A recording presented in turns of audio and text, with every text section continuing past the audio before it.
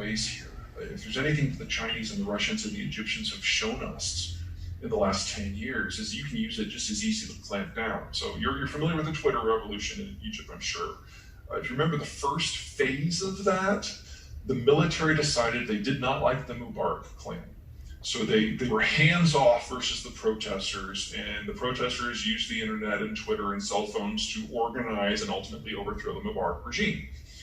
But then the military decided it didn't like the replacement government that was elected. So what they did is they went and they shut down Twitter. And they were able to do their crackdown. They arrested the entire government, and there was that one horrific trial where they condemned 600 people to death.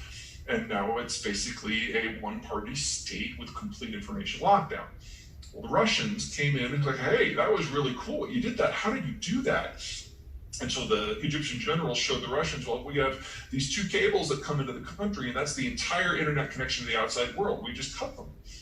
So the Russians went, they built kill switches on all the places where the cables came into Russia, so they could do the same thing whenever they want. And now they've got monitoring centers at those cables. So if they see message traffic that they don't like, they can go and hunt down the individual people responsible.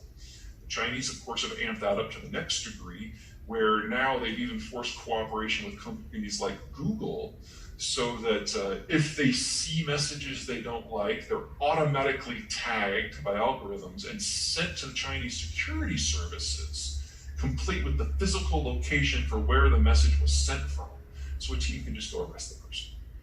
So I don't think we're going to see that kind of thing in Nigeria, but the Chinese and the Russians are absolutely exporting these technologies to thugs around the world. Nigeria's great hope is that there's a degree of pride in the country that they've overcome some of their past differences. I think that's wonderful. I hope it's sustainable.